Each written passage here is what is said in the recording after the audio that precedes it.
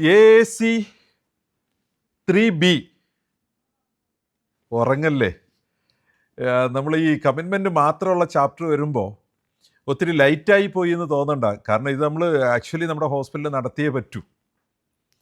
ഞാൻ ഇതിൻ്റെ ഇടയിൽ നമ്മുടെ ഈ ഒരു സർട്ടിഫിക്കേഷനിലേക്ക് പോകുമ്പോൾ ഫേസ് ചെയ്യാൻ പോകുന്ന പ്രശ്നങ്ങളെക്കുറിച്ച് എക്സ്പ്ലെയിൻ ചെയ്യുന്നുണ്ട്. അപ്പം നമ്മൾ മനസ്സിലാവും വളരെ നിസ്സാരമെന്ന് കരുതുന്ന കാര്യങ്ങൾ എങ്ങനെയാണ് നമ്മുടെ സർട്ടിഫിക്കേഷനിലേക്ക് അക്രഡിറ്റേഷനിലേക്ക് പോകുന്ന വഴിയെ തടയുന്നതെന്ന്. ഇവിടെ നമുക്ക് ഈ 2B എന്ന് പറഞ്ഞത് നേരത്തെ നമ്മൾ കണ്ട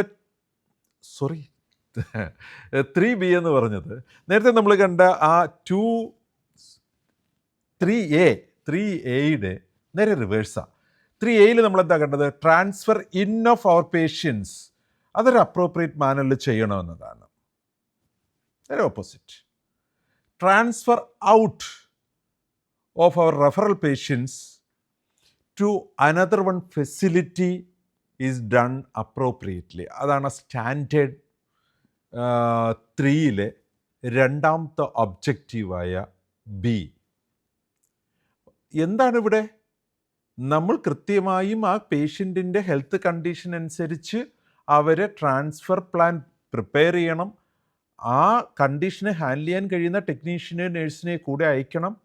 ആ ഒരു കണ്ടീഷനെക്കുറിച്ച് കൃത്യമായും പേഷ്യൻറ്റിൻ്റെ ബൈസ്റ്റാൻഡറോടോ പേഷ്യൻറ്റിനോടോ എക്സ്പ്ലെയിൻ ചെയ്തിട്ടുണ്ടാവണം. അവരുടെ ഫാമിലി മെമ്പേഴ്സ് കൃത്യമായിട്ട് അത് അറിയേണ്ട ആവശ്യമുണ്ട്. പലപ്പോഴും നമ്മളൊരു എമർജൻസി പേഷ്യൻസിന് ആ ട്രാൻസ്ഫർ ഔട്ട് ചെയ്യുന്നതിന് മുമ്പ് കഴിവതും ആ പേഷ്യൻറ്റിനെ സ്റ്റെബിലൈസ് ചെയ്യാൻ നമുക്ക് പറ്റണം. ഇത്രയും കാര്യങ്ങളാണ് ഈ ഒരു സ്റ്റാൻഡേർഡിൽ ഈ ഒരു ഒബ്ജക്റ്റീവ് എലമെൻറ്റിൽ നമ്മൾ കാണുന്നത്. അതായത് നമ്മുടെ ട്രാൻസ്ഫർ ഔട്ടുകൾ കൃത്യമായും നമുക്ക് അവരുടെ ഒരു നീഡ് പുറത്തേക്ക് വിട്ടേ പറ്റുമെന്നുണ്ടെങ്കിൽ നമ്മളത് ചെയ്യണം, റെഫറൻസ് ചെയ്യണം. അത് അവരുടെ ബന്ധുമിത്രാദികളോടും അവരോടും എക്സ്പ്ലെയിൻ ചെയ്യാൻ പറ്റിയിരിക്കണം. നമുക്ക് കൃത്യമായ സപ്പോർട്ട് കൊടുക്കണം. ഏത് ടൈപ്പ് ഓഫ് ട്രാൻസ്പോർട്ടേഷനാണ് എന്ന് ഡിസൈഡ് ചെയ്യുകയും അവരുടെ ഫാമിലി മെമ്പേഴ്സിനെ അത് അറിയിക്കുകയും ചെയ്യണം.